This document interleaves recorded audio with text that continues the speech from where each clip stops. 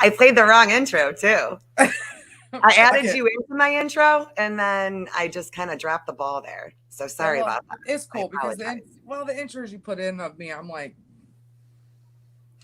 But that's you. That's like your vibe.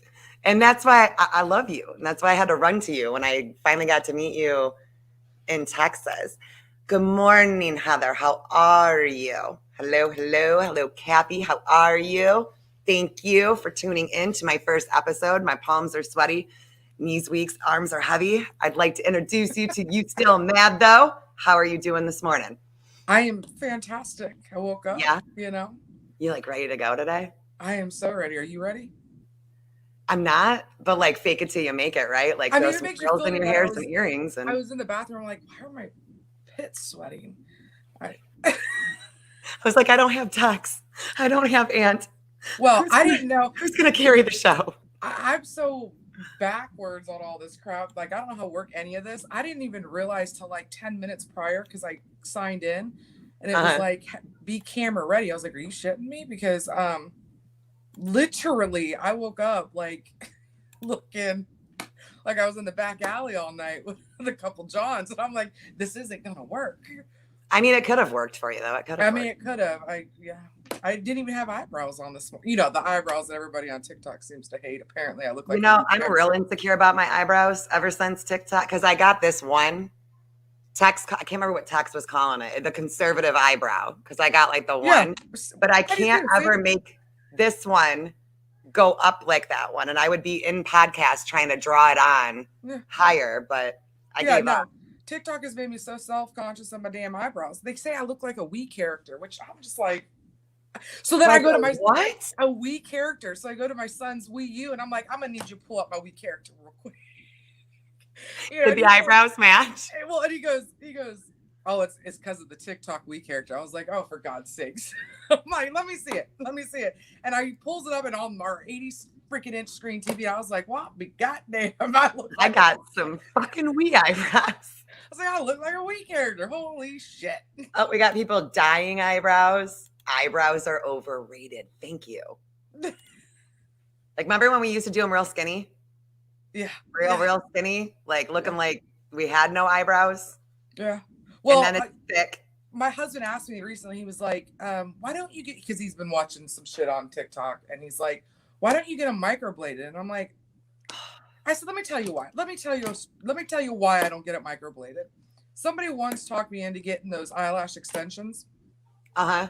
Okay, I got them, and one night it was like 11:30 at night, and I had to go to work the next morning. I'm in the bathroom and I'm wiping them off, and I knew that I needed a touch up.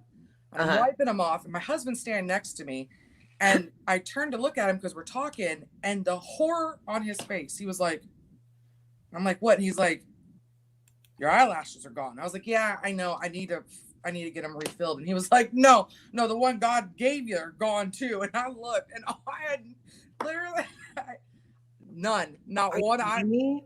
I am not. And so this was back before, the COVID when The COVID. Walmarts were open up all night. Remember? I like how that's how we timestamp things pre COVID, post COVID. Yeah, pre-COVID when shit stayed open all night, I had to run up and buy some fake eyelashes so that I didn't go to work without eyelashes. So now I'm like, no, I'm not. Nobody's tattooing my eyebrows on. That's not gonna work for me. I've seen the girls get, so I wanted to get them. And I got myself all jacked up and I'm like looking online for appointments, about vomiting at how much girls pay for eyelash extensions. That was Mm-hmm. shocking. But then I started, like when I Googled, I started looking at problems. And these girls had like these mites that were stuck in it and bacterial infections that went into their eyes. And Mm-hmm. I'm thinking it takes 5 seconds to throw on a pair of fake eyelashes in the morning. Right. Really, you pop them on there and you're good to go. So I couldn't see. Yeah, Heather I lost lost all her all of them. eyelashes too. I'm telling you, I ain't feeling it. It ain't happening again. I mean, statistically speaking here, just from my chats and in this live, don't get fake eyelashes. No, and I'm You're not. over on the TikTok. How did you find the black hole of TikTok? What got you started over there? So I COVID. Um, we moved to Texas from California on a whim. I live my life very what people would say crazy. I don't really think before I jump. I just jump and I'm like, well, hopefully I'm like a cat and land on my feet. So I was living in California. I came home from work. They had shut down the courthouse. And when it was time to go back, I looked at my husband. I was like, nah, I'm not feeling that. That doesn't sound good to me. I want to go back to freelance. So he was like, well, where do you want to go? And we literally pulled out like a Rand McNally map.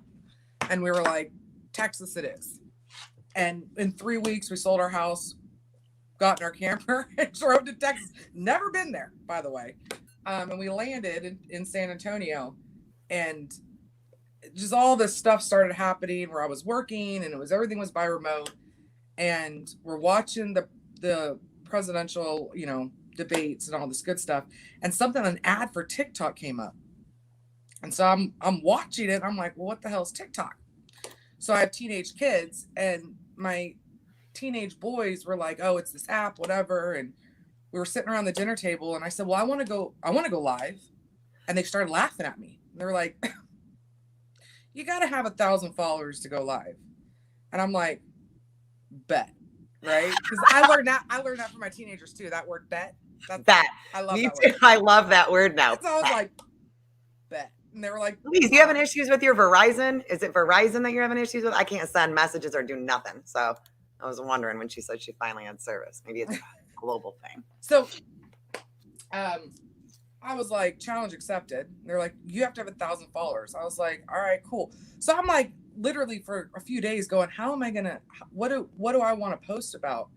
And what happened was this video came up on my For You page where this congressperson was talking about how they need to basically take out all of like the Texans, like all these people that, are against them. They just need to round them up and take them out. And I'm watching it, and I was in bed. I literally got out of bed.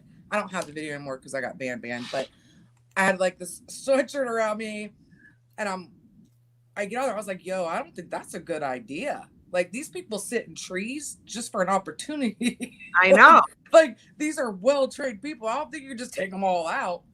Well, overnight, I got like 16,000 followers. And so I won the bet, right? I was like, yeah, I can go live now. I'm live, and then it just kind of progressed from there. And it was something that got me through, I had that bariatric surgery. Mm-hmm. So it was something that kind of got me through, which was even better because when I first got on there, I was quite large and everybody was making fun of my weight. I was like, hey, I'm having my stomach removed. You just wait until I lose all the weight. What you going to hit on? That's when I found you, because you were like, then you'll just make fun of my man voice. Now it's like, my man girl, voice. I got you on that. I'm like, I can't win for losing, whatever. They're always coming after my man voice. It bothers them that our balls are bigger, I think. Yeah. That's exactly what it is. I'm like, are you jealous? Is that the situation? Like, I don't.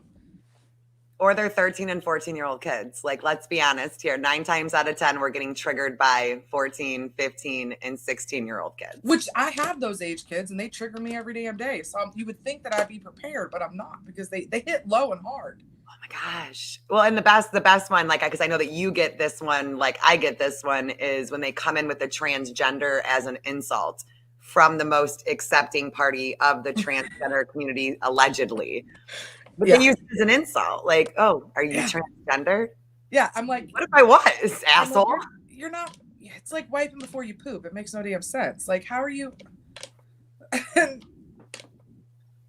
So what are some other things that like you like to do besides the tiki-taki? Like that you don't do over on the TikTok? We want to know. I'm addicted to bingo. Yeah. To bingo? Yes, ma'am. Like, do you go to the bingo hall? Oh, yeah. Really? Do you have like little stompers? Do you have your own little stompers? You do, don't you? Do you have troll balls? And I have trolls in it. You do not have the trolls. Shut up. When I move down there, can I go to bingo with you? Oh, fuck yeah. Like, I want to go to, I've always wanted like a little knapsack with all my stuff and just sit in there. It's a situation. It's so remember me last night texting me say I got to go sling beer? Yes. Okay. So they do midnight bingo at the VFW that my husband and I are member. Well, my husband's a member. I'm not a member because I didn't serve. But You're a member by marriage. yeah, I'm wearing his rank on my shoulder, apparently. I don't know. So It depends. Typical. You are not your husband's rank, boo. right, exactly. But so I said, they needed a bartender for Thursday night bingo, and I'm like, so I'm like, hey, I got you because here's the deal: I could feed my addiction. And so that was the agreement. I was like, hey, I can do this, but are you cool with me playing bingo at the same time? Because it got to the point where I felt bad, like for my kids, where like my kids would literally be like, where are you going, bingo? And I'm like, no. So I'm like, if I can work this out, where I'm like, I'm going to my second job. You're going to work, right? You're going to, it sounds better coming off the lips. Yeah. So I played bingo. You're a big fan of the Good and Plenties. I Big fan. eat a ridiculous amount of Good and Plenties. Like, for those of you who don't know, she's an entire drawer full of box upon box upon box upon box. So I've literally turned into my mother, is what has happened in the last 10 years. So my mom's name, we call her Willy Wonka. Because if you go up to my mom and you're like, yo, you got some candy? She will pull out candy out of her puffer coat, like straight up, like just random candies. And now I walk around with a handful of Good and Plenties in my pocket. But I don't really have much of a life outside of that, now that I think about it. She's in Texas. I'm in Texas. Packed up all her stuff and just went. Because that was that like, I loved when me and you finally, like when I got to meet you in person. Because I was low-key fangirling out for you. Like, I love your content. I was like, this girl gives no fucks. None. Just not one. As hell, just out there raw dogging life and gives no fucks. And then, like, when I got to sit down with you in Conroe and we were talking and we're talking, you're like, just do it. Just pack up your stuff and just go. If you want to go, go. That's what we did. And you really put a kick in my ass when I came back to be like, you know what, you're right. Like, this isn't where I want to be. I'm not happy here. I'm not the best version of me here. And I know that there's a better version of me. And if that means that I gotta pack it up and go, then I guess I'm packing it up and going. I'm gonna blow you up the weeks leading into it. Like, how did you do this? Are you sure this is, because now, like, Tux has planned my move, which is getting a little concerning. Yeah, like it's Tux and my husband that are like planning my move, and now it's like I'm flying down, I guess. So I don't even have to deal with the road trip. Tux is gonna drive up, help Cody with it. They're gonna make the drive. I'm gonna be already down in Texas with Heather and the kids hanging out while they do the move. But it's like I'm panicking a little bit, you know? Thing. Yeah, and like you question yourself too, like, can I really do this? Can I uproot me, my family, my husband, and just go somewhere where I don't really know a lot of people? I don't have any plans. Like, I don't know what the fuck we're doing once we get there. Sis, we lived in a 27-foot trailer with 4 kids, and you know, it was the crazy looking. I'm gonna tell the story to Heather as soon as she's done talking. We'll leave the comment up just so I remember. I literally, looking back, like me and my husband were laying in bed just the other night, and I leaned over and I was like, I don't think we're qualified to be parents. And he was like, well, why? And I was like, I don't know, because I literally came home and was like, fuck this place, fuck this job, let's roll. And 3 weeks later, we're in a fucking camper with fucking 4 kids in the back. Like, hey, hopefully we have a fucking place to live. Like, hopefully this works out. I was like, who gave us children? Who was like, hey, you're qualified. We're not qualified, because qualified parents have been like, let's slow this back. But it's a plan. Honestly, like, my kids came in, they're like, hey, appreciate that. Good looking out. Glad we took off. You can't live in this fear of, well, what if it doesn't work out? Because the end result is you can always go back. Right. And like, I don't know, don't you feel like kind of like as a mom though, that like there's a spin on it too, though, where you're like, who qualified us to be parents?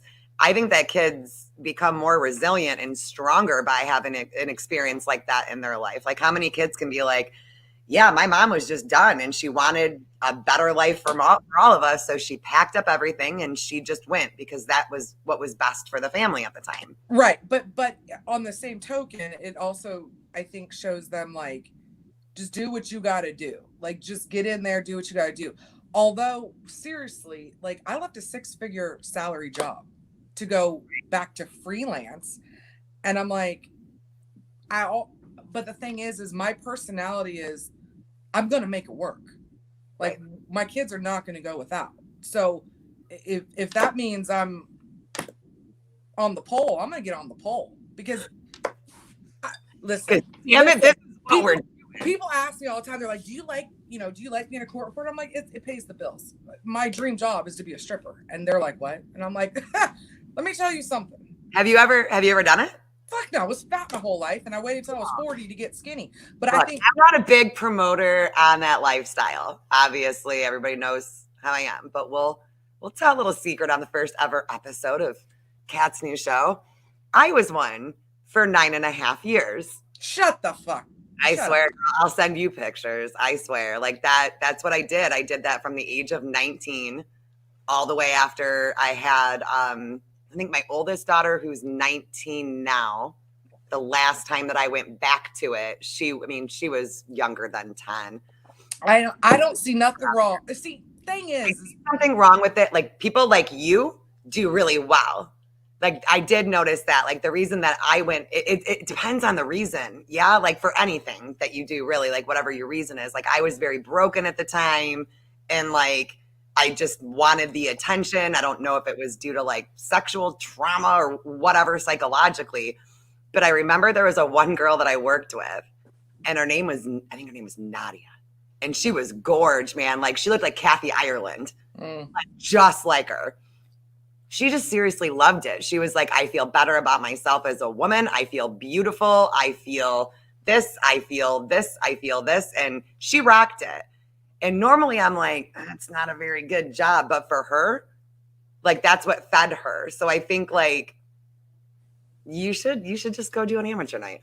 Sweetheart, let me tell you something. Nobody wants to see this. When you lose 110 pounds, shit don't bounce back when you're girl. We're going to bingo and then we're going to amateur night. Like that's going to be our weekend. Bounce back. Bingo and strip clubs. Who cares? Bingo and strip clubs. People always, it's my mom. She's like, I just don't understand, Jim. On the weekends. I strip every night for myself, but I'm still a stripper. See, this is why, remember how we were talking about not being qualified? I put in the family Amazon cart. The kids were like, what do you want for your 40th birthday? I was like, I want the damn gold stripper pole. For Mother's Day. And so we're out in the garage and my 18-year-old son's like, listen, Mom, I was going to buy you that. But then I was like, not a good look. It's a really good workout though. It is. Yeah. I mean, it's good for like toning up muscle and all the rest of it. Cause yeah, like cause you got when did you get the surgery? December of 2020. And what did you weigh pre-surgery? 225. And what are you sitting at now? 140. Holy shit. Yeah. Get it. Yeah. And that's an easy, people shit on that surgery. I've been watching, there's a show with that mean gastro doctor. He's not mean, but Dr. Now, he's real. Yes. I love that son of a bitch. But I'm watching like people recover from it and like your situation, like what problem did you run into from it? Because yours is with your iron, right? Yeah, I go in for iron infusions because like my iron's super low. I didn't know it. I just passed out one day and I'm like, oh God, I got hypochondria. So what happens is I hate that word. Let's call it something else though. It's medical anxiety. Like because it's a real thing. Like I know people like that. And it's sad. It is. It's a real thing. And like, you shouldn't make fun of people for it at all. Oh no. Like, and I fully accept it. Like, I'm like, I get a headache and my first thing isn't like, oh, I haven't drank water in 5 days. My first thing is like, great. Now I got a brain tumor. Like literally that is where my world goes. So I passed out. I went to my husband. I was like, brain tumor's back. And he's like, do not have a brain tumor. And I'm like, and it's so anyway, I passed out and I'm like, okay, something's wrong.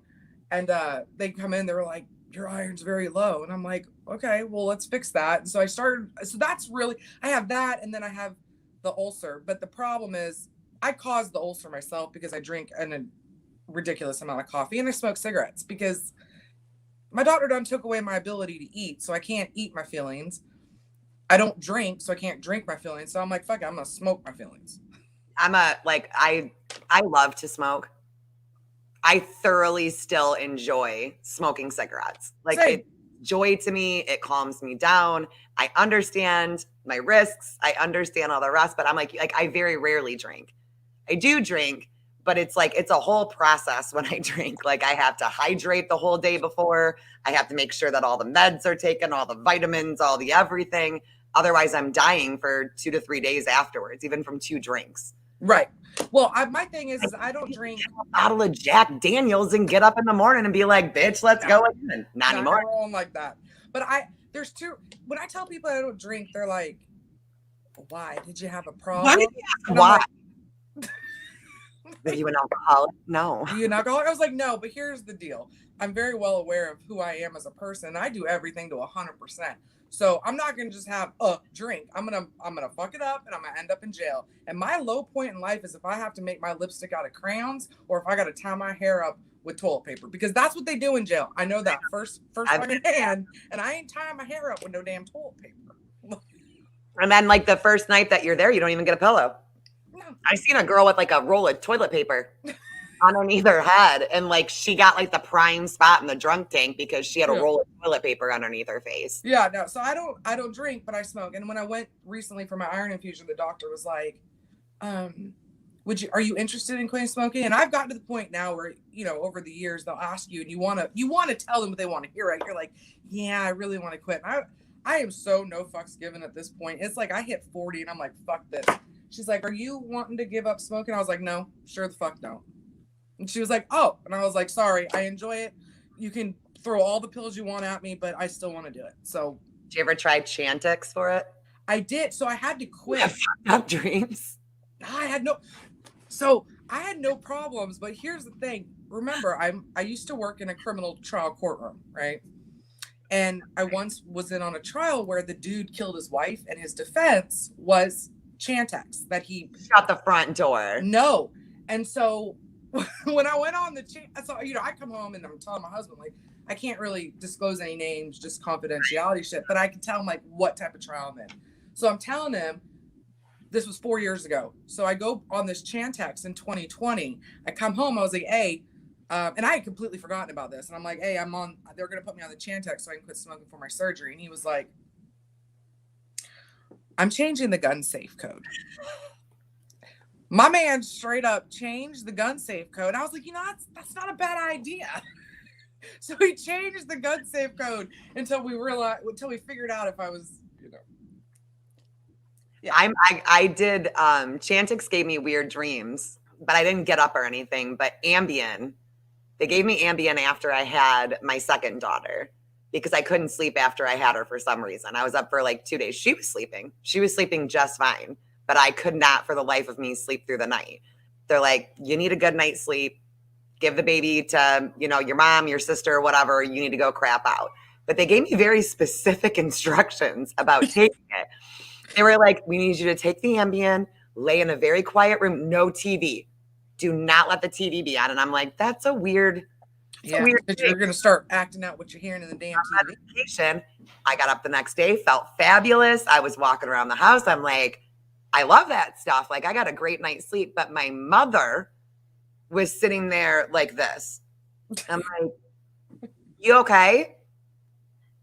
And she was like, yeah, it's just, do you not remember last night at all? Apparently, I got up and did an entire demonstration for her on my skincare line and how I put everything on and how it's very important to do it this way and this way. And then I ate some of it and then I went back to bed. And I went back to bed. So is that your last night taking the Ambien?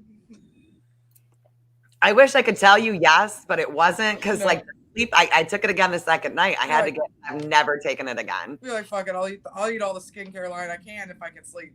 Exactly. It heals the inside. My insides are very smooth and hydrated. Well, because I've seen a bunch of that stuff, like people claiming sleepwalking and killing people, or people being on Ambien and driving their car. Yeah. And I don't want to fuck with that. Yeah. Because like I'm angry on the inside, and I feel like if I was like not fully there, I might do some dumb shit and like show up at people's houses and stuff. So it's Well, that's probably what happens to me when I go under anesthesia. Like Jeremy has to take my phone when I go under anesthesia. Like oh my straight. God. Do you like I won't go to sleep after. So many people go to sleep after. I get up and start trying to like vacuum the house. After Oh, my yeah. husband asked me, I did it. I'm Oh wired yeah. to go. Yeah, yeah. He has to take my phone. Let's just leave it at that. I ordered diamond dot paintings the last time that I had anesthesia, like $146 worth of them, and all the things to go with it. I have not completed one diamond dot.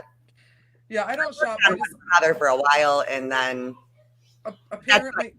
apparently the nurse was wheeling me out. I don't remember any of this, but when they had taken me back, the nurse was very attractive, a female nurse. I'm not gonna lie. Okay. And so I had told my husband, I was like, damn, she's hot. And he was like, okay, babe, have a good surgery, whatever. Well, apparently she's also the nurse that wheeled me out to the truck, and she's wheeling me. And I guess I looked at my husband, I was like, is it the hot nurse that I want to bang driving me to the car? And he's like, stop talking. So when you were a court reporter, what do you think the craziest, what's the like, I know you've got to have a million of them, but like, what's like one that really sticks out in your head? Well, okay, so I'm still a court reporter. I don't do criminal work. I mean, I can, I just don't. I used to do criminal work, but there's so many things that happen in my life when I'm sitting there and I'm like, did that fucking just happen? I once had a lady get on the stand and she ripped off her wig and started lassoing it around. We're in full jury trial. Like there's a jury. What? And she gets up and the attorney was just like, are you sure he didn't? It was a domestic violence thing. And he's like, are you sure that your spouse didn't rip your hair off and leave a big, bald spot? And she was like, I don't glue my wigs on. And he was like, are you sure that this? And she literally stood up on the chair, ripped her wig off and started lassoing it over her head. And she was like, I'm a rhinestone cowgirl, yeehaw. And I'm like, I literally like, and I'm so theatrical with my facial expressions. I'm like, I forgot that I was a court reporter because I'm supposed to be writing this, right? And right. I stop and I'm like, is this happening? And I look at my judge. He's like, 15-minute break. Oh, that's like the Heather story. So Heather did not meet You Still Mad. Heather thought, I mean, she did in Texas, but then there was another event that Heather and Tex went to, a Chad Prather event, and she ran into a girl that she thought was you. So Heather goes running up to her and she's on FaceTime with me. And she's like, oh my gosh, Kat, like that girl that you love is here. And I'm like, oh, really? So she goes running over and she's like, hi. And she flips the camera. I'm like, abort. But the funny thing is that it was a woman. I can't remember her name. And I feel horrible now because we did end up having her on Freedom Fam. But it wound up being somebody that we were interviewing later. But yeah, Heather, poor Heather. Heather. She like ran up to her, was all loud about it, and it wasn't. Well, that's unfortunate. I wish I would have met her. Well, so I went to the Conroe. I don't do a lot of like. You met Heather in Conroe. Heather was with me. I mean, Heather was right next to me in Conroe. She was sitting with us for a little bit, right? Heather, you were there. Yeah. So I was. Melinda. Yes, Melinda is her name. Thank you, everybody. So, well, I was sitting. So I was telling Aunt about this, that he was like, you met her, you met Kat here or whatever. And I was like, here's the crazy part. It was like stalker status for me. I don't know that you even know this, but I sat and watched you for about 45 minutes. Why, weirdo? Come talk to me. I know. Well, weird. Okay, so let me explain. So my husband was like, this is fucking weird. And I'm like, I fully agree, but I'm invested. So I believe it or not, I have social anxiety, like straight up. Like, I'm afraid that people expect something out of me that they're not going to get. And so we show up at that bar and I'm like, I don't know the scene. And I'm like, I'm not really like, some people don't don't know me. And so I'm like, I don't want to be that person, be like, yo, I'm you mad though? And then they're like, well, who the fuck are you? And I'm like, oh, I didn't want to do that. So my plan was, I said, here's how we're gonna pregame this. We're gonna walk in. You're gonna order a beer because I don't drink. I'm gonna get water. We're gonna sit at the back table. And so there were those tables out there. I said, I'm just gonna peep the scene. I'm gonna see how people are behaving and acting. And if they're cool, I'll approach them. Right. Right? Like if I don't see any weird shit going on, I'll approach them. Otherwise, I said, I'm gonna give you the look. My look is this.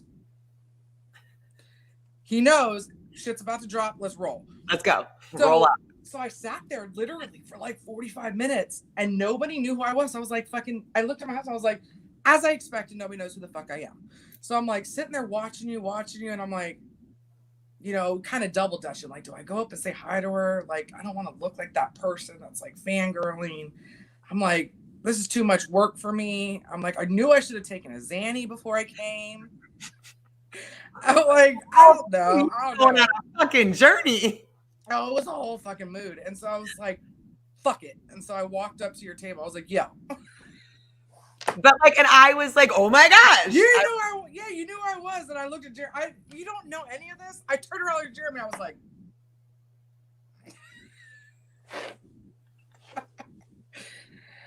You guys were great though. Like you guys were some of the realest people. And that's what I really liked. That's what I really enjoyed about just sitting at the table with you and your husband and my husband and Tex and it's comfortable. Yeah. Well, because like that.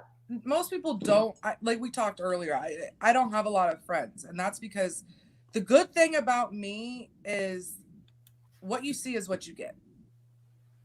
You will never question where you stand with me. Yeah, I feel that from you very much. But I will always come to you.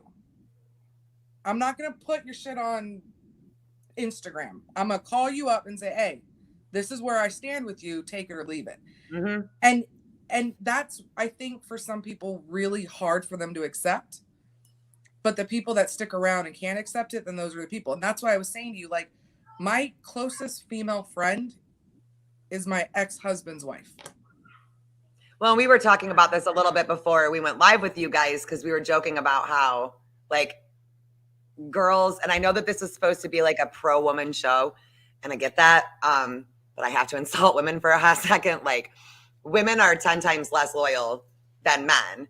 And a lot of times, me and you were talking about how we felt more comfortable having male friends over female friends because females can be 10 times cattier, or they are, and what was the story that your husband, when it finally clicked for your husband, when you're like, I don't like girls? We went to lunch and there was a big group of girls. They were having brunch because there was mimosas. It was the whole girl thing. Tex is apologizing for ending the party and getting kicked out of the bar.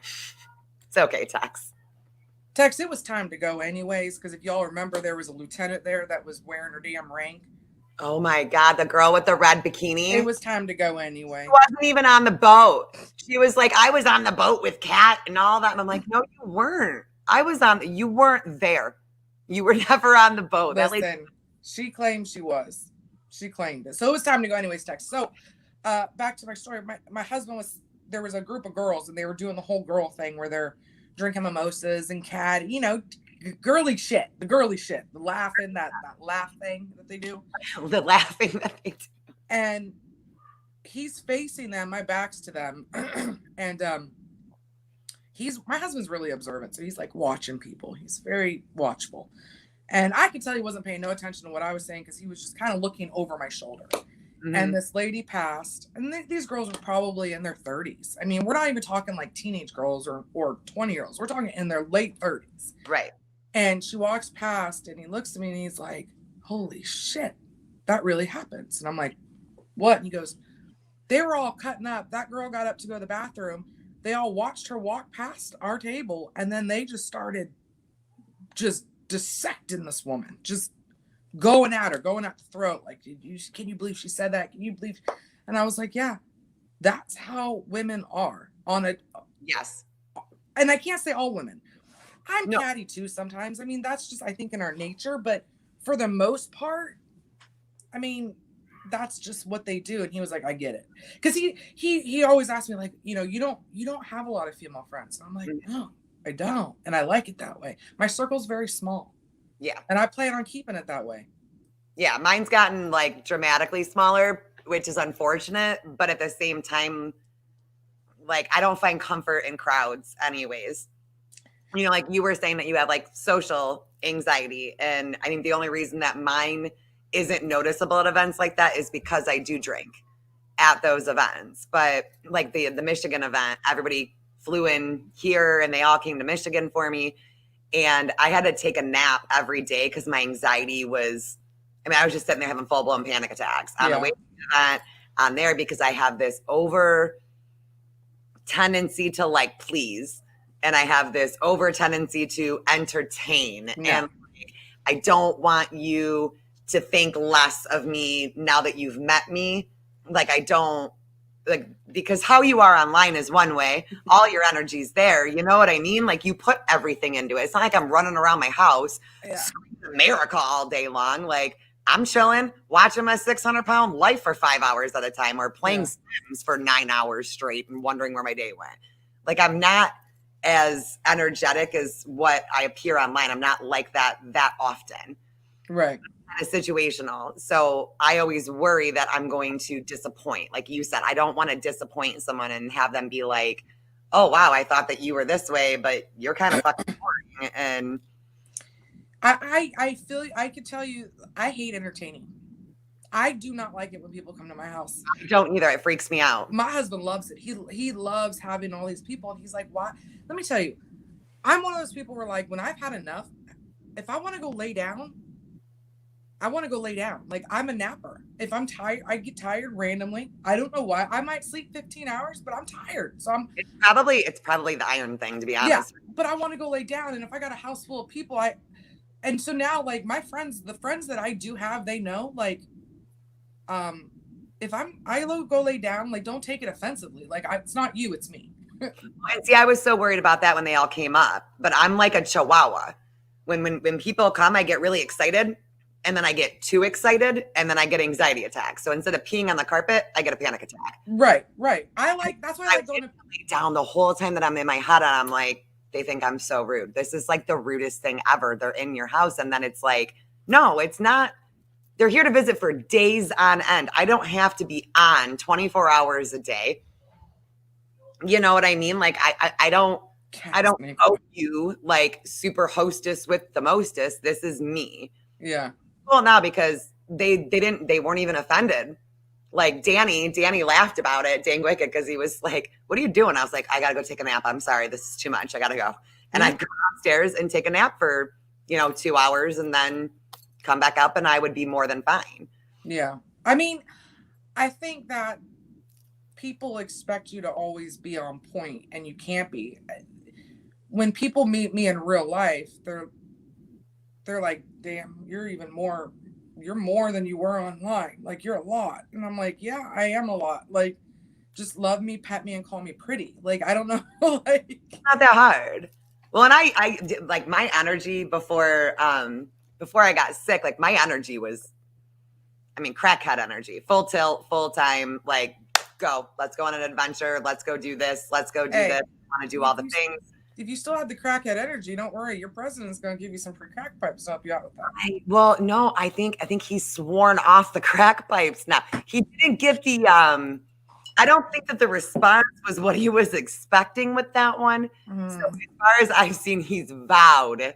And that's what the headline said, vows, no pipes. I bet his son's really disappointed that his friends aren't going to get the things that they need. Hunter's crying himself to sleep at night. But you know what? It causes like torture, and artists thrive off that. So maybe his artwork that will come. I mean, he's a world-renowned artist now. Right. He does all the things. I mean, he's a businessman in Ukraine. He's an artist. He's a porn star. He's all the things.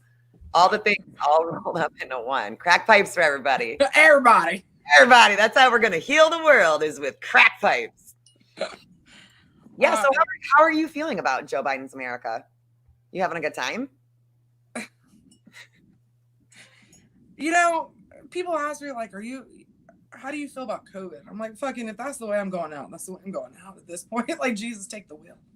Right. Like, I ain't shitting bricks about nothing no more. Like, I don't know what to tell you. I would be a little bit embarrassed though. I would be a little bit embarrassed if COVID took me out. Like I was worried the other day because I had made like this video about my daughter because I couldn't go into her doctor's appointment because my temp was at 99.9. They were like, you have a fever, you can't go in. I'm like, here's the thing. When I became a CNA, I remember what fever meant. And it was like anything 105 and above, 100.5 and above, that like that's when you could start treating it with Tylenol. But really, we were advised not to do it with Tylenol until it got up to 101.0. Then start treating because fevers aren't that bad anyways. But 99.9 never has been, nor will ever be, even considered a low grade fever. Like that's my body temperature. And when I get stressed out, like I can go all the way up to 102, no problem. 102.1, 102.2. It's just what I do. But I was like, this is where we're really at right now, to where they're like scanning you, and then you hear the scary like, and then this bitch like jumped back from me, like I was coronavirus, like I was the molecule of coronavirus coming for her. Right. I actually, I saw that video of yours, and I was gonna stitch it because prior to when I don't have this problem anymore, but inflammation actually causes low grade fevers. And prior to losing weight, I had some issues with inflammation. And so when this COVID thing first started, I couldn't get in anywhere. I tried to make an appointment for a because my temperature was always 99.9, always. Yep. And so I ended up going to the doctor. I was like, I need you to write me a note because I can't go on with my life. I couldn't go into courthouses. So like if I needed to go take a job, I couldn't go into a courthouse because I knew I wasn't going to pass the temperature check. I knew I wasn't. And this went on for months. So it's like I'm COVID free, but inflammation causes issues. I was morbidly obese. So you can only imagine how much inflammation I had. Right. And so he had to write me a note that was like, she has a medical condition that causes her body temperature, basal cell temperature to be higher than most. But, you know, the 19-year-old kid at the restaurant who's scanning your forehead to come in and get some wings, which I didn't need to begin with, he doesn't give a shit about my medical condition. He's just like, nope, you got a fever, you can't come in. So I've been there. No medical exemptions for anything right now. No, so that's the world we're living in under Biden's America. I mean, and I see a lot of people that long-term living with a temperature of 100.1. Right. My temperature was still doing that when I was still actively working during COVID, because I worked through a good chunk of the beginning of COVID part one, when we did not know what the hell it was. I worked during that, and I was working in long-term living. And I remember going in with this, sorry, like my temperature does this when I'm stressed, and we have this random virus that everybody thinks is going to kill them right now. So I'm a little stressed right now. And they were letting me work. Of course they were. And now they let nurses work with COVID now, but I can't go to my daughter's doctor's appointment. Yeah. But you could have COVID right now and be in there with her as a nurse. You could be in there with her with COVID, but I can't be because I have a 99. Yeah, well, that's Biden's America, and that's the whole point of why people say why did you like Trump? And I'm like, let me tell you why I like Trump, because I can relate to Trump. When Trump, I knew where I stood with Trump. Yep. Okay, Trump would probably look at me and tell me like, hey, you're fat. You might need to tuck that in. Right. I can respect that. That I like the realness. Yeah. I need somebody that, and maybe it's because that's how I am. Like people would put on my TikTok, they'd be like, Trump would talk shit about you. He would call you fat. And I'm like, because I am fat. Like what? I don't understand. Like, right. It is what it is. With Biden, I don't even know what the hell he's saying. I saw a video where he was referring to himself as a kitchen table, and I'm like, I can't work with this because wait, what? There was a video that he was like, he was talking about how he was a kitchen table. I'll tag you in. But like the table that we all need to like come together. I guess. And so half the time I'm like I watch it and I'm like, I'm going to get something out of it. Today is the day where I'm going to walk away with something. And every day I'm like, well, you shit the bed again. And I got nothing. He was close. Like, I don't remember what speech it was. And I'm like, whoa, you're doing really good, buddy. Like you're articulating words. Yeah. You're making sense. But all you're doing is talking shit about Donald Trump. That's the only time that you talk Right. well. Right. Right. I mean, I believe that if everybody would come together, we could be an amazing force. But the problem is we can't come together until people quit being assholes. And you can't say that because that hurts people's feelings. Well, and but that's the problem though, is that everybody's too worried about hurting other people's feelings. They're like, we've come to a point where like debating isn't even healthy anymore. To disagree is not good. And then you'll get people like, we need to all come together as Republican. You're putting us in a box again.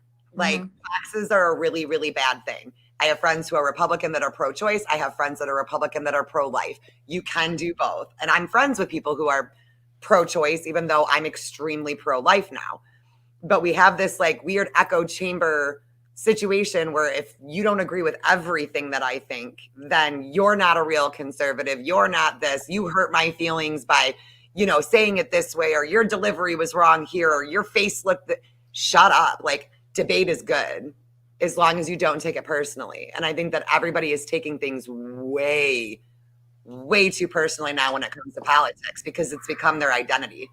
Right. And when I've seen some of these posts on TikTok where I'm just like, that's why I don't have friends. Because and the minute and I also noticed that there seems to be this weird like paradigm shift that's happening where it's almost like this jealousy thing. Like if somebody has a good video that they put up and it gets a lot of likes, even if they're like friends with you, it's just the old school, I like her haircut, so now I'm gonna talk shit about it because I like it. Right. And it's just has shifted into the social world. And I just don't involve myself in that because here's the thing, I do believe my ex-husband's wife is on watching us right now. If I want to have an argument, I'll just call up my ex-husband. Like right. I got for days, me and him can argue. So I don't need to argue on the internet, with random strangers. I'll just call his ass up. I took a vow, like, I think it was like a month ago, 2 months ago, I don't know, to where I wasn't doing it anymore. Like, nah, like I'll still do like my stupid, like get underneath your skin a little bit videos or like, hey, like, just because it's always been how I am. Like, I like to trigger both sides of the political fence. I think it's funny, and I think it's funny to call out irony. And I think it's just funny. Not everybody thinks it's funny, and that's great. And that's fine. And that's good. But like, just because you don't, it's like, go then. You don't, like, I've never felt the need to leave a shit comment on a video that I don't agree with. I've never been like, that'll get them. I have, but I made sure. Well, yeah, I'm not gonna lie and be like, do you spell it correctly when you do it? Do you make damn sure that your spelling's on point? I love to shit comment, but I made sure that I use correct grammar and spelling. I spell check that shit. Like, I made sure that if you're gonna talk shit, I'm gonna do it right. So you can't come back at me. I mean, you can come back at me, but you're not gonna come back at me because I'm an idiot. Right. And I think it like Bree said, like that's why I haven't been arguing with the left either. But then I worry, like, well, shit, is that why we're all after each other now? Is because like we're not doing that anymore? Like, what kind of causes the shift in the algorithm? What causes this to go to this? Because I feel like we got an election coming up that's like hella important, and now everything's kind of being, it's weird. Like, human beings are weird. It's women. Yeah. It's women. Fucking women. We just circled back. A positive woman show, but fuck you, bitch. We actually just circled back, Kat. Maybe Jen needs to take some fucking notes. Look how that worked. Look at that. Holy shit. We made it work. That's how you need to take notes from you. That's how you circle back, sis. That's how you circle back. But women, I think a lot of it is because like we just hold on to our emotions way higher than men do. Like, men kind of put that shit in check to where girls tend to pop off quicker based off of emotion than most men do. I pop off quicker when you're disrespecting me for no damn reason. Yeah, there's that. Because if you call me out on my bullshit when it's bullshit, like my husband called me out on my bullshit just yesterday. Like point blank, he called me out and I was like, damn, you're right. You're right. You're right. I agree with that. I agree with that. Because here's the thing. Recently, my favorite, like, I don't know what it is that's in the universe right now, but like at the bar last night, people were in there, and I looked at my husband. I was like, please make them stop. I'm texting my husband. I'm like, I'm gonna need you to engage this person in conversation because I'm gonna really need him to stop talking to me. Like, and he's like, everybody annoys you, and I'm like, I accept that. Yeah, I'm irritable too. Like, I'm an irritable person. I don't think that, like, because you were saying in the beginning, like, maybe I'm just too narcissistic, and I've wondered that before. I'm like, damn, girl, are you like? But like, I can't be, because I kind of don't like myself that much, and I feel like that's kind of a part of it. Maybe I'm wrong. I don't know. It's just I have like a low bullshit meter. It's very, very low, and that seems to be something that people like to say about me, is that like I'm cold. I cut people off really quick. Oh my gosh, she just cuts people out like that. That girl can't keep a friend. That girl, you're right. You're right. I do.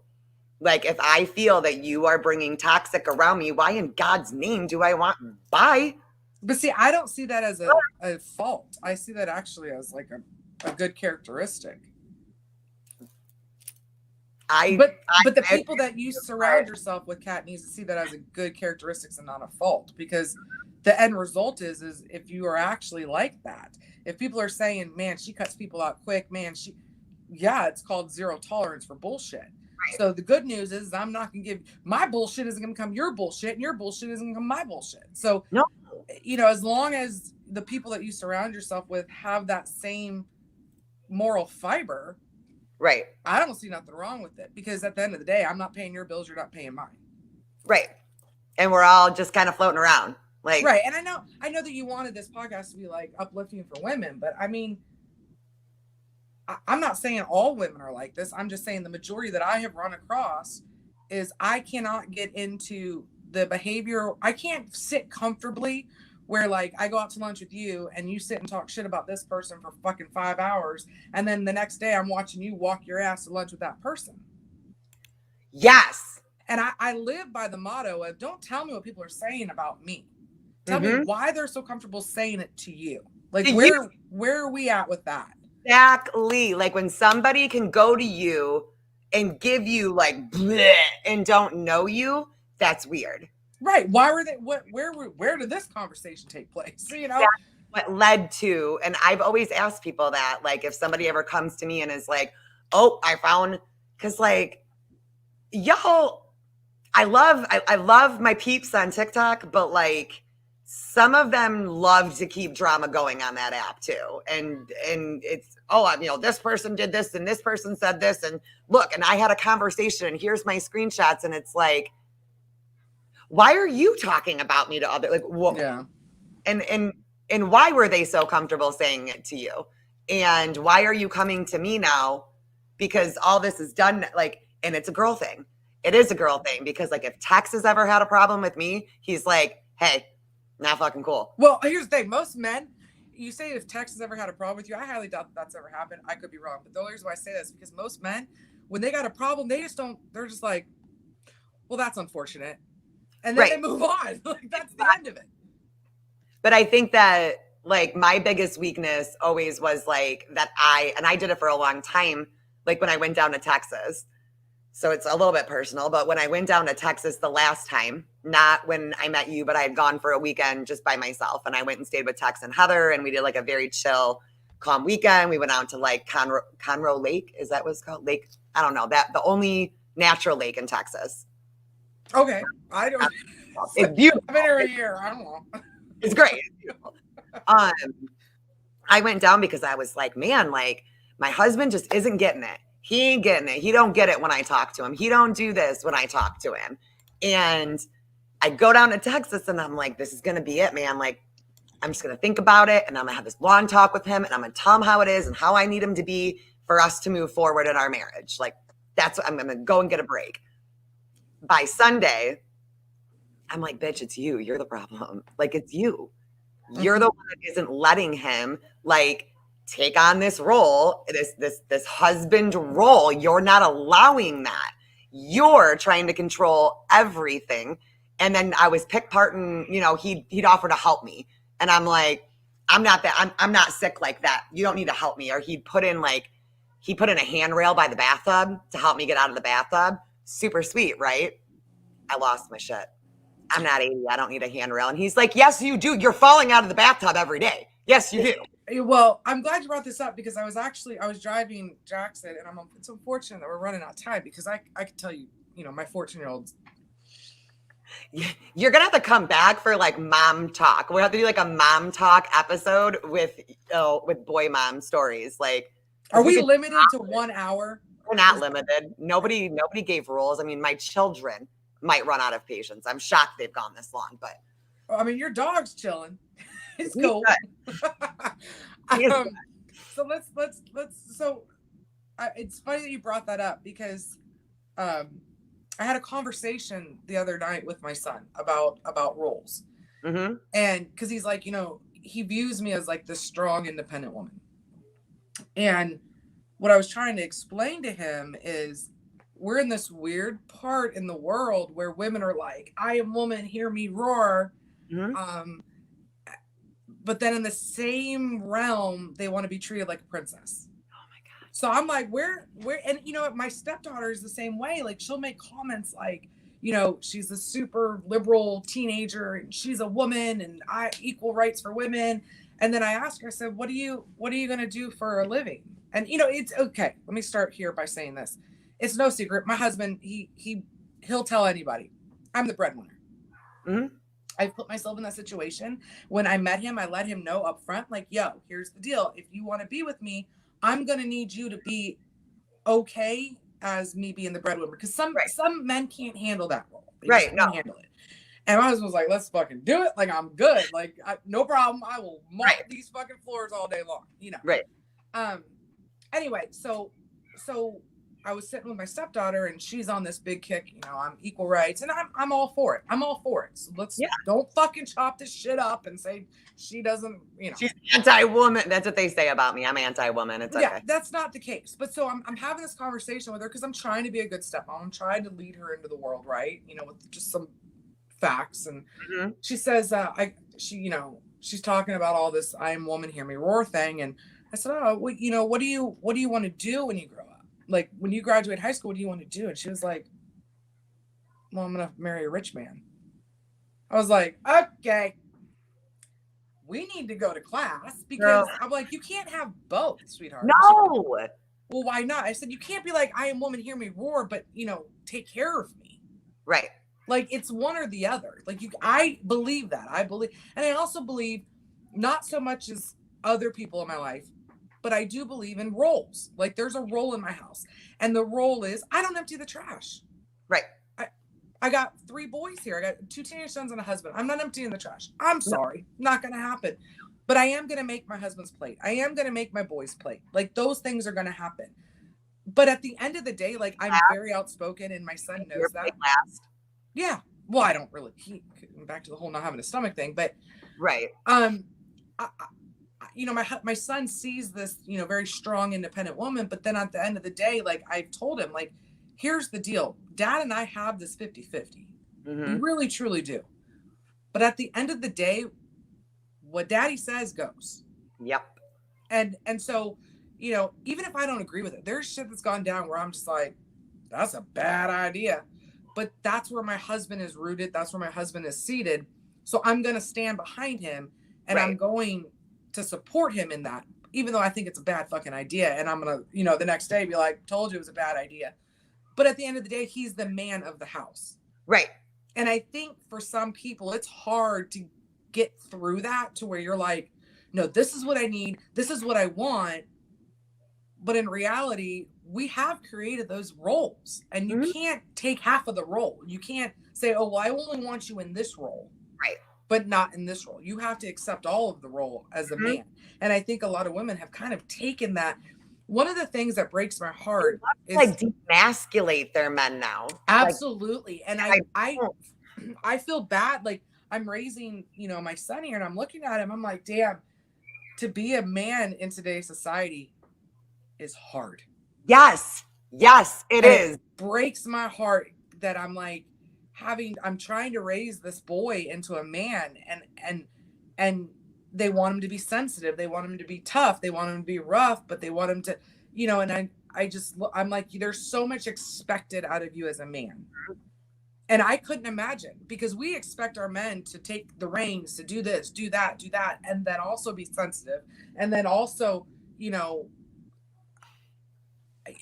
that's the other thing I told my daughter. I was like, let me get this straight.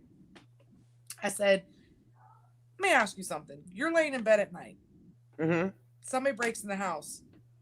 You're gonna go get that guy and go take care of that situation. She's like, no, my husband's gonna do it. I'm like, so you're not I Am Woman, Hear Me Roar. No. Like, and that's okay. Like, no. There's nothing, like, I've always wanted to be a wife. I've always wanted to be a mom and a wife. That's what I wanted. I didn't want a career. I didn't want to be a CEO, or I want to be a mom and I want to be a wife. That's what I enjoy to do. But there's this like pressure for me to be both. So like, because now it's boss mom, right? Now you got to be a boss mom. And it's like, that's the role that my husband has. I have this, and this Right. is important. This is critically important. My job is hella important. And my husband's is just as important. But when we don't allow men to be men, there's a big, big problem. A big problem. Because it throws off the entire dynamic of like the family unit, and it throws off everything. Everything. Right. And I think there's this misconception too that like men can't be stay-at-home moms.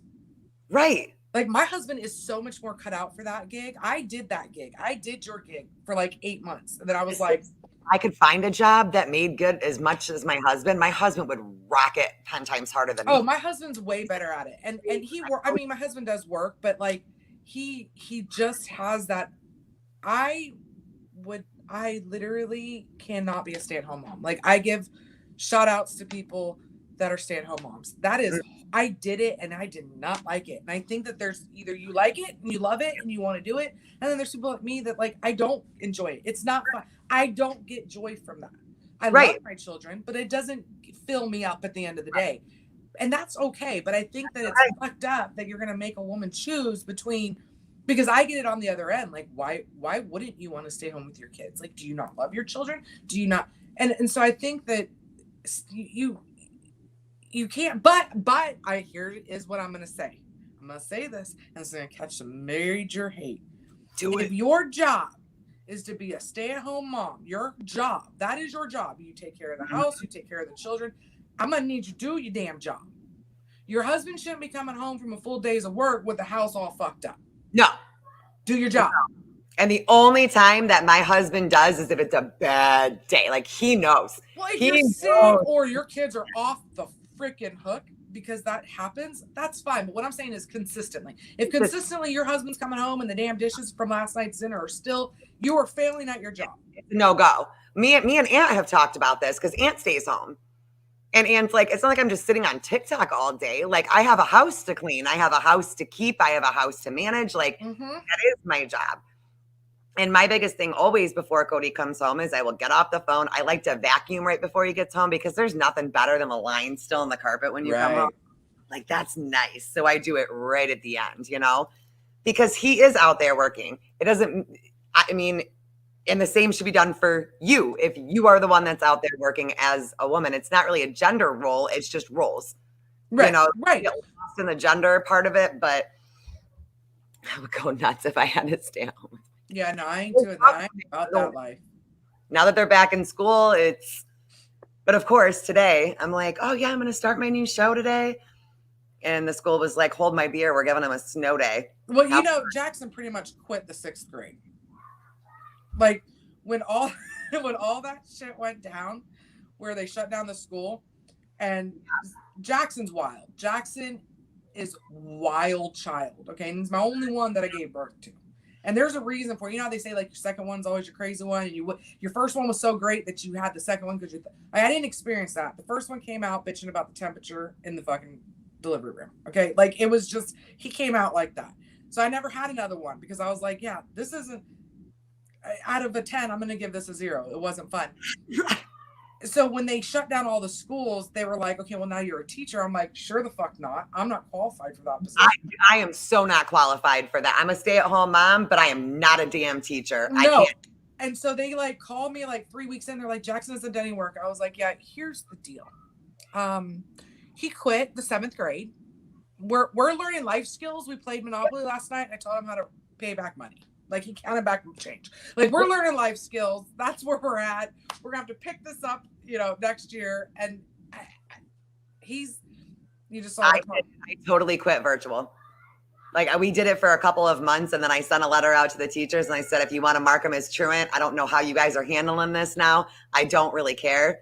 But they were like yelling at my freaking 6-year-old to sit still on Zoom for 7 hours a day. Like, come on, Linda, I can't. And then they yelled. Yeah, I'm not that mom. In the background. Yeah, I'm not that mom. And the school knows. Like, I spend a lot of time at my son's school. Like, I just show up randomly. I'm like, hi.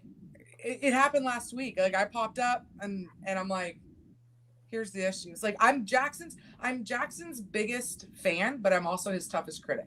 Mm-hmm. And so he knows, like, mama will have your back. You show me the evidence that some shady shit went down, I have your back. Like, no problem. But you fucking up, mama's showing up. And he knows that. And he just, Jackson, like when he stuck the Lego up his butt and he told me to smell it. Did you see that post? I did. And granted, he was like 3, so it's not like he's 18, whatever. Right. But the point is, Jackson has kept me on my toes. Have I told you the Magic Mike incident? Okay. Let's go. All right. I never got Jackson a babysitter when he was younger. And the reason why is because I'm like, I need to know that my kid, like, because he was so, like, not out of control. Like, he wasn't climbing up the walls. He just Mine literally climbs the wall. Yeah. No, Jackson didn't really do that. He just was a lot. Like, that's the only way I can describe it. Yeah. So he was, we lived in Washington. We lived in military housing. 2 houses down was a girl. She was 14 years old.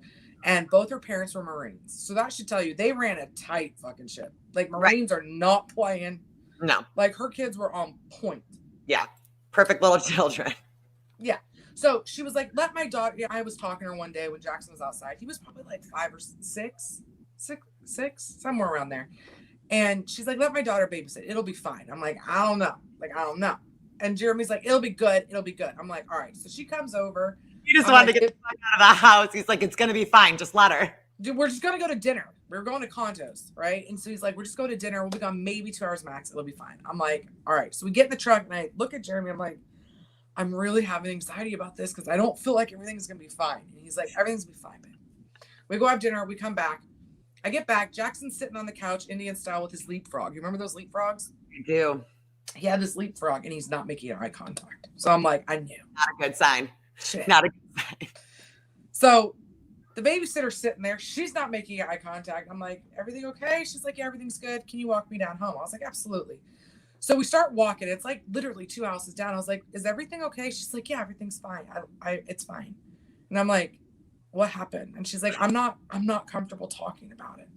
But I left you a note on the whiteboard. I was like, oh, fuck me. All right, fuck, fine.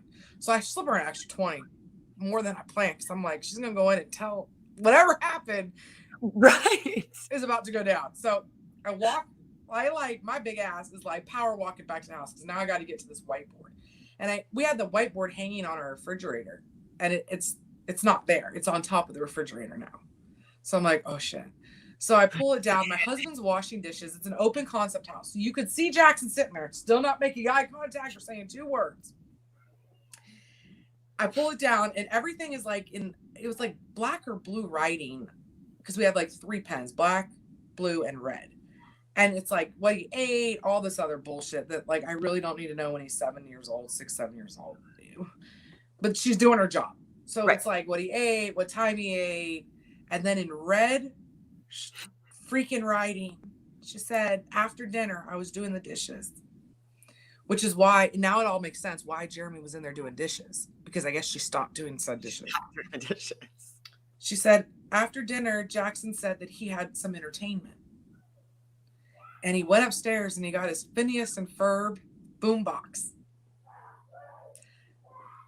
And he came downstairs and he put the boombox on the table, plugged it in, and started playing a mixed CD that his dad made him. Nice. And he got on the coffee table and started seductively dancing. So I'm reading this and I'm like, fuck my life. Because now I look like a horrible fucking parent. Like, where did he... worried about the babysitter doing some shady shit with the kid? Your kid's the one that's like, hey. Yeah. Do well, and now I'm like, she's probably like, what the fuck's happening in this house? Is this woman bringing down her boombox and dancing for her damn husband on the coffee table? And we live in military housing. You did ask for a stripper pole for Mother's Day. Right. Which, if you want to talk about fucking gossip, like, we're in military housing. Oh, God. It's like a high school. Like, I have friends that are in military housing. They said it's worse than high school. Oh, so I give I tell my husband, I was like, you need to stop washing the dishes. So he stops washing the dishes. I was like, go ahead and read it out loud. So he starts reading and he stops and we look at Jackson, and I am not shitting you. Jackson has his little leapfrog, right? He goes, well, I'll leave that on the table for you. I'll go to bed. You know, that little shit was walking upstairs like, worth it. Yeah. But that literally, and so I'm like, I look like so I didn't sleep that night because I'm like, I look like a horrible fucking parent, which I would like to add. This is right before the stripper vibe. So people ask me, what's Jackson going to be when he grows up? I'm like, have you ever seen Gigolos on Showtime?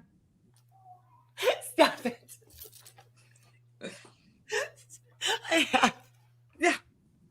I'm not even fucking lying to you. Like, that is... You know what, though? Like, you just made me feel better because my 8-year-old is, like, doing some, like, grindy dancing. And he found Lil Nas X, and is, like, obsessed with all the music. You know how much money those gigolos make? All I know is this.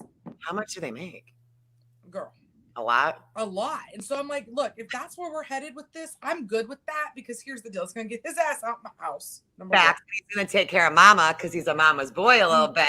Right. Number two, as long as he's not breaking the law, hey, he's successful. It's success. And I'm fine with it. But yeah, so, that's why when you said, what do you remember in the beginning, you said, what do you like to do? Let me tell you, I don't got much time to do much, because a lot of the time I'm up at the school going, hey, Jax, I'm going to need you not to pee in the bathroom sink because you got dared. Like, I'm going to need that to stop. Yeah. I feel like I'm just looking into my future right now is what's happening. Oh, yeah. My friends will tell, like, I've never met a human being like him, but he's funny, dude. Oh, Jackson's hilarious. Did I tell you about? Okay, I can't hardly yell at him half the time because I'm like, shit's funny though. We're gonna spill all the tea. My poor kid, and it's all on for the world to see. The other night, I'm laying in bed, 1:00 in the morning. I don't sleep well. Oh, I'm glad that you guys are enjoying this. Sorry, it's going a little bit longer than an hour. We won't let it go over an hour and a half. That's my cutoff. So I'm laying in bed the other night. I don't sleep much. And I'm like, I'm going to take my dog out for one last pee, and I'm going to smoke a cigarette. No shit. I sit up, grab my phone, and there's an Amazon notification that says, we've canceled your Amazon order. And I'm like, my first thought is somebody hacked into my Amazon account. Yeah. And I'm like, okay. I open it up, I click on it, and it was like, hey, your 7-inch dildo has been successfully canceled. It's like 1:00 in the morning. It's on a Friday night. It's like 1:00 in the morning. And I'm like,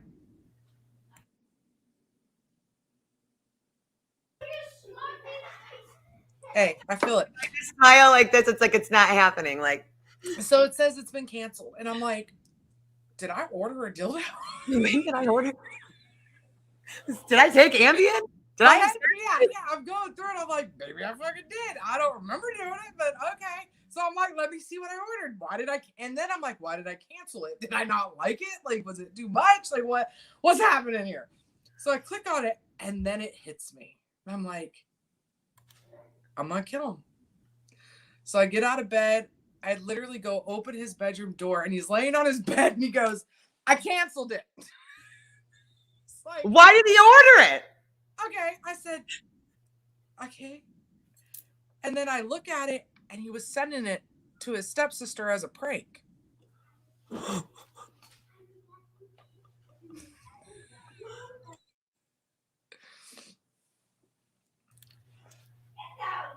But that's funny. You can't be mad at that because that's funny. See, when I get Amazon orders, they're usually $100 like gaming cards. That's what he likes to do. Is order well, my kid orders dildos worth of gaming shit. He ordered a PC one time, a $980 gaming PC, and I'm like, "You're cute. You think I have $980 in my bank account?" It got declined. Funny, like. But now I have to, like, I had to unlink my Amazon card because then I started getting like all my taxes back. And then we got back normal with me not working. And like, I was like, cool, we got our account back.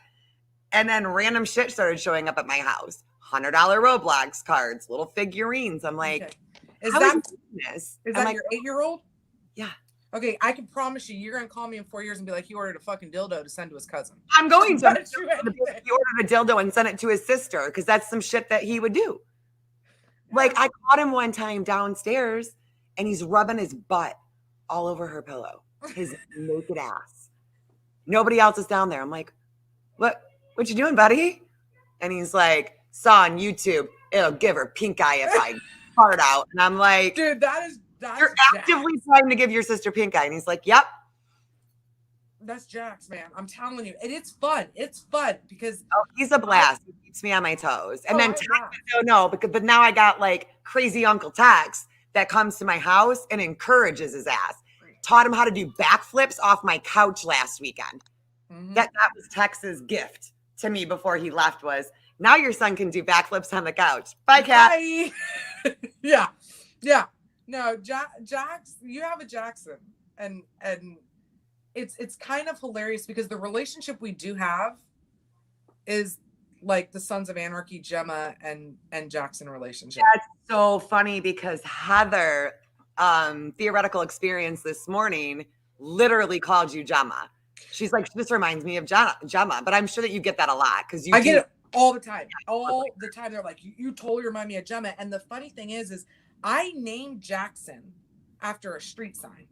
Right. Okay.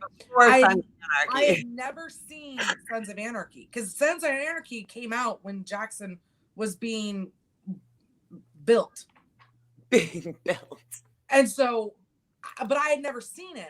And when we picked out a name, I said, I don't want him to be named Jack. I want him to go by Jax. Like, that's what I want him to go by. So, I mean, I even have Jax tattooed on my finger. Like, that's how committed I was to this name. Right. And then people are like, you got to watch SOA. You got to watch SOA. And so we're watching it a few years back. And I was like, holy shit, that is me and Jax. Like that is, I mean, I hope he doesn't shoot me in my head one day. I mean, that would be unfortunate. Okay, girl, if you got it coming and you killed his wife, come on. You don't kill his wife and you ain't got nothing to worry about. Yeah. I mean, that's pretty much it. But I will tell you, you mess with my boy, I'm coming at you hardcore. So there's a difference though. Like I'm not gonna, I love all my children the exact same. The love is the same, but the bonds are all different individually because they're all individual little people. They're all different. And my son is just this, I don't give a fuck, smart ass, funny, loves to get a rise out of you kind of kid. And I'm like, there I am. Yeah. There I am. Because I've been waiting. Like my girls are very over emotional. So it's like a freaking production when something happens to where my son's just like, he like chucks it in the bucket and and I'll say not his business.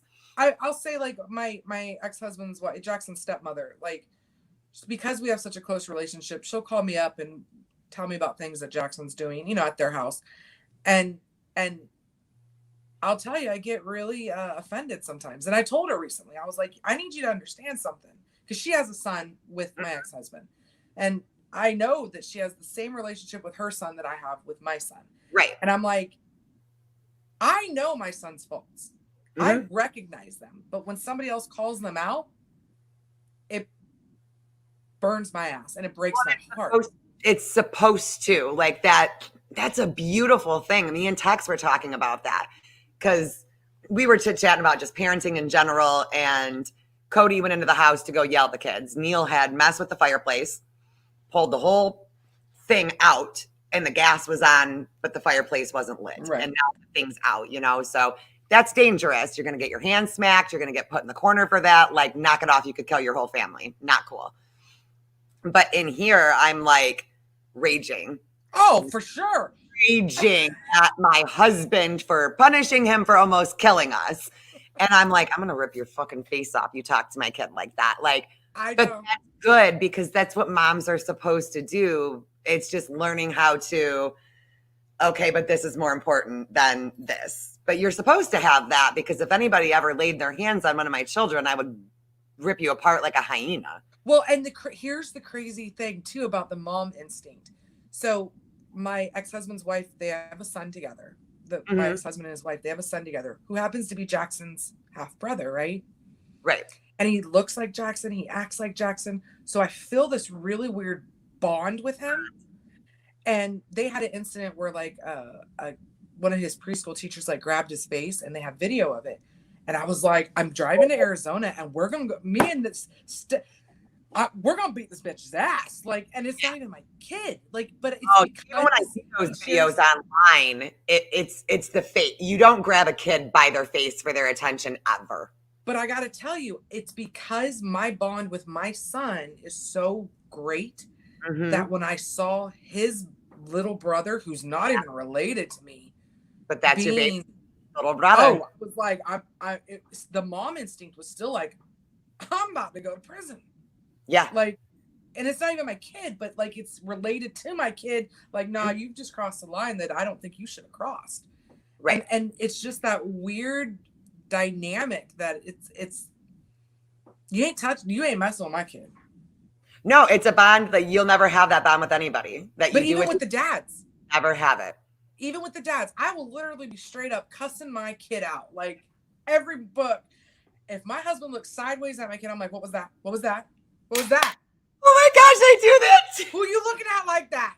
I will literally be screaming at Neil like, sit down. You better not get I'm swearing. I'm going. And then Cody will come in and be like, exactly. And I'm like, hey, shut up. Valerie, I got it. Don't talk to him like that. And it's like, what do you like? I will question my husband like the Spanish Inquisition if he sidelines my kids. I'm like, what was that? What was that? Where you want to? You can turn that look this way. You want square up. You want to start some shit? Start it with me. All right. Meanwhile, my son is trying to kill the whole family, and I know. For trying to prevent that. And my poor husband, I've created a whole issue with him because Jackson jumped off. He did something.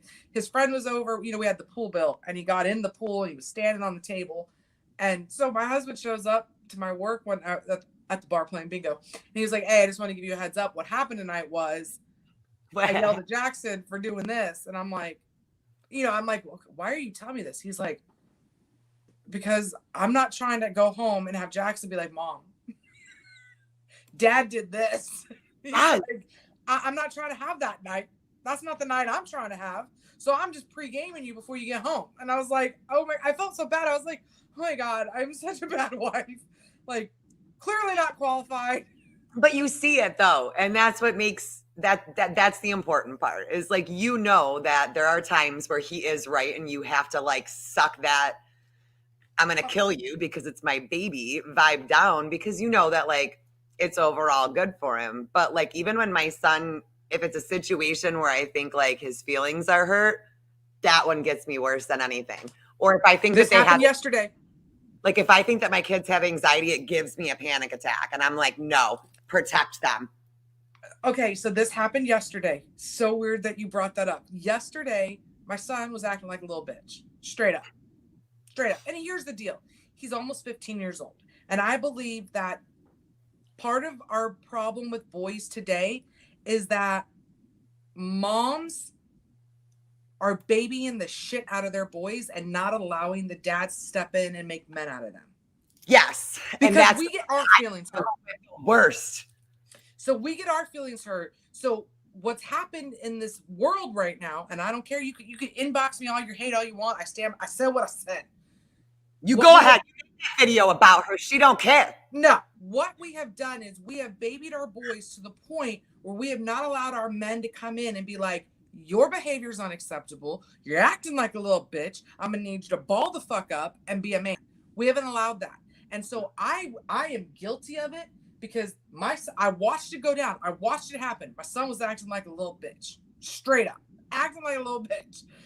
My husband looked at him and said, stop acting like a little bitch and get your ass in the car so I can take you to school.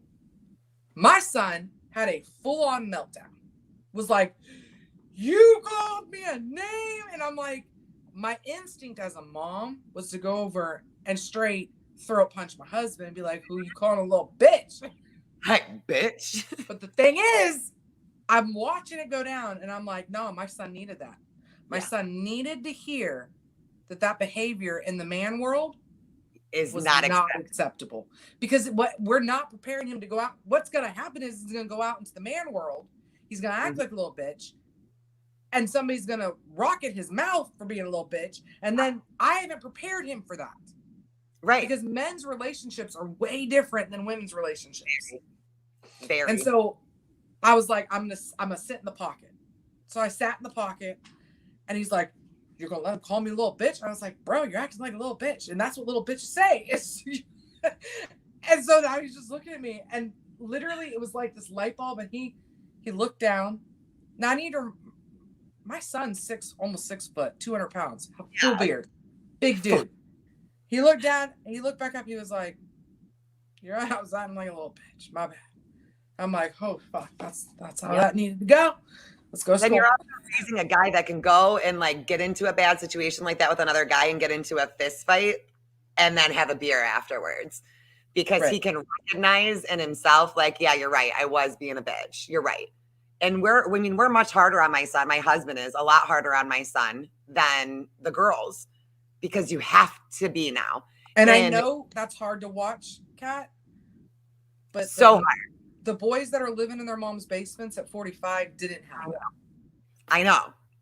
I know. And like, that's why now, like, I'll go out in the garage. Like, even if I have to walk away from it, go have a cigarette, go take my shower, whatever the case may be. And sometimes I I went to Texas for a weekend, left him with the kids for the weekend. When I came home, those little shits had their shit right for a couple weeks, before it went to hell again.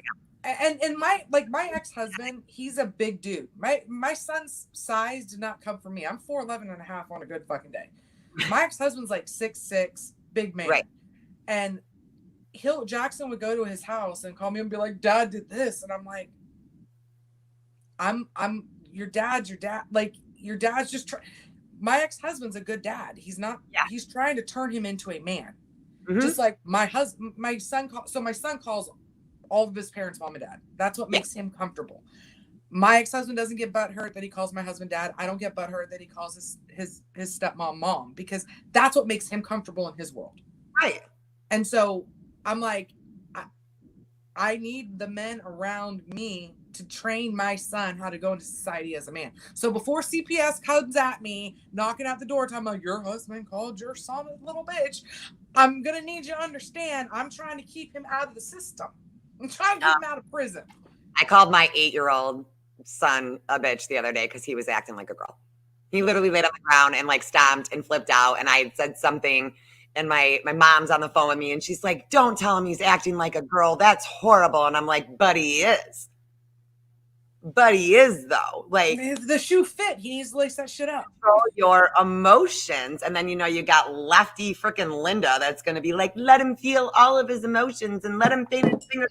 It's like, no, sorry. Like, that's, boy, like, you have to. You have let him to. Feel all of his, yeah, you're right. Lefty Linda's going to say, let him feel all of his emotions, but then he's going to talk shit if he's doesn't have a job, if he's a stay-at-home dad, or right.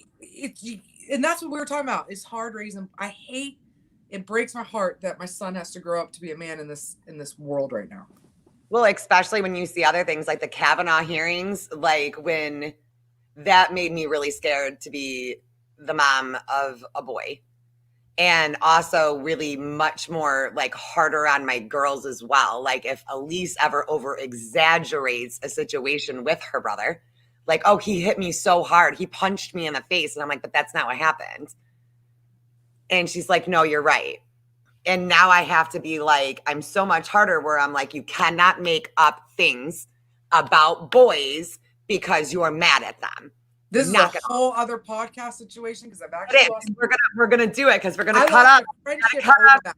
but- Over that exact thing. I lost a friendship over that because I'm like, you don't get to do this and then call party foul. That's not how this fucking works. No. And I, No. and I said that to her because I'm raising a man and I need to keep in mind, I don't want that shit happening to my boy. See, and it is. And I think it's a lot of moms of boys' fears, but they're afraid to say it out loud because They're there's afraid to this say it out loud because reason then you're talking about, like, all girls do it. All girls don't do it. But what I am saying is that some girls do. So what if my son decides that he wants to go into politics or he wants to be in a rock band or whatever the case may be, and or a we're- gigolo. or a gigolo, and we see these girls that are like, oh, well, you don't like me? Okay, watch this. And it's like a woman, and I do love that women are believed like that. I do. It's not that I think that you shouldn't believe women anymore, but we have a problem when women can say, this is what happened, and it's taken Correct. as God's truth. And then even if it's proven that it wasn't real, that guy deals with that forever. Even Right. if it's not real. Right. And the problem is because moms are afraid to say this because they don't want to be labeled as, oh, well, then you just don't stand with victims.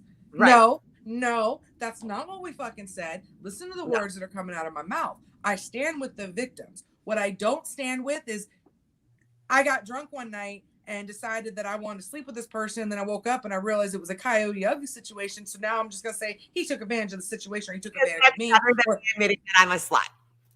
Right. And then it's like, and then it comes out, oh, you weren't even drunk. You weren't even drunk. So we just put that in there. And then it's, I was lonely and horny and he was there. And then I knew people would judge me because he's fucking nasty. So now I'm going to say that he took advantage of me.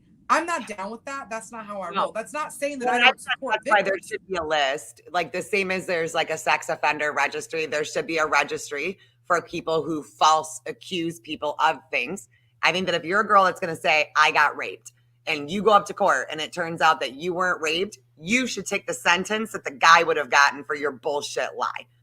Right. You should have to go on a list for lying and trying to ruin someone's life so that guy can show people, nope, this is who accused me. Here she is on this list. I was cleared. She served her time.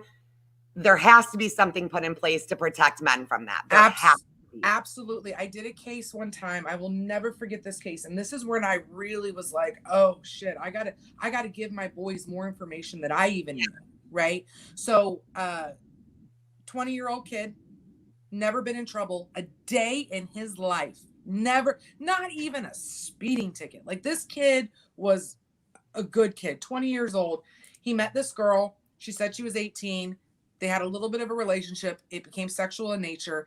Come to find out, she was 16. Okay. He's standing before the judge being sentenced.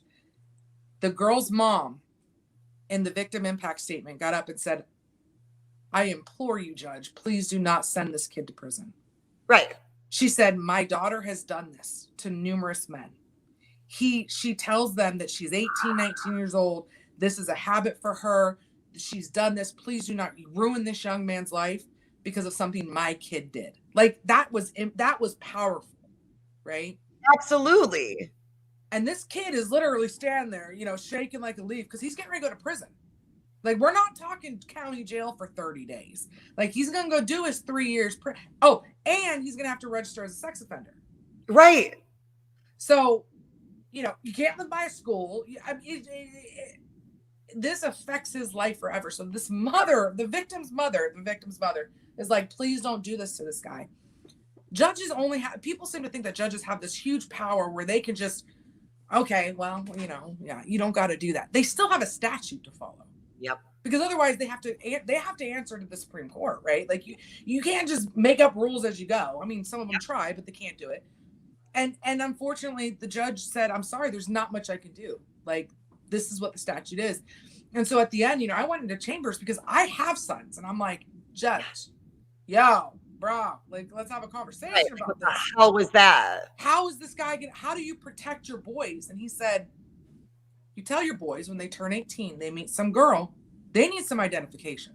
Jesus Christ. And I was like, are you shitting me? He was like, Like, how do laws get made? Let's all get together and let's get something put into law to protect them. That's where my answer goes, not make sure that you check her ID before you take her pants off. Like, I'm like, so literally, I've had this conversation with my one boy that's turned 18. I was like, listen, I need to talk to you. Like, uncomfortable conversation time. But before you do anything with anybody, I need you to confirm that you know who this person is. Yeah. And he's like, I know, Mom. I'm not gonna, do anything with a stranger. I was like, no, you're missing the point. Not worried about you getting chopped up in little pieces. Here's what I'm worried about. And so I go through it, and he was like, damn. I'm like, yeah, damn. Like, if you don't know this girl from school, like she hasn't sat in class next to you, or you meet, I just need you to protect yourself. Yeah. CYA, hey, I need to see some ID, or let me meet your parents, which then is the whole, good thing, because now you're not just out there raw dogging life. Right. You're not letting an $8 summer dress turn into 18 years of child support. Right. So. Right. Girl. All right. We gotta hop off. Thank you for coming on for my first show ever. I appreciate it. Thank you, all of you guys, for being in the comments. I was actually really, really surprised to see all of you guys in here, and it was pretty awesome. We're going to do our outro, and it will show you who the guest is on next week, and we're definitely going to be having you on again. You're going to be like a recurring character now. Well, you maybe. People might not like me, Kat. I told you. They might, Fuck them if they don't. They might not like how I blended my eyeshadow today. I mean, I like it. I mean, I'm pretending like I'm dressed nice in sweatpants, and then I give myself away when I put the knee up, and I'm still. I got my Bucky sweatpants on. I got my Buckies on. All right, girl. Thank you so much for coming on, guys. Thank you so much. Thanks for having me, Kat. Next Friday. Hold on. I gotta find the outro. There we go.